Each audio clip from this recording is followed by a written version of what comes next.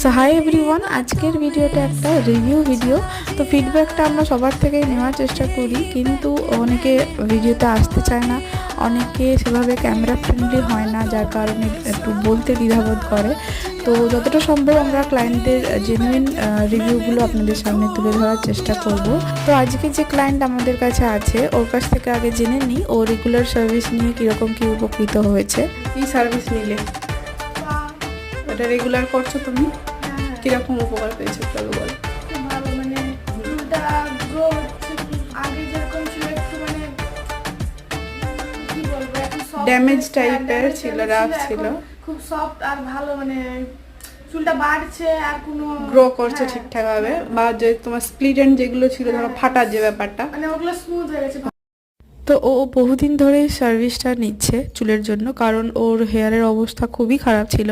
আমার কাছে ওর প্রথম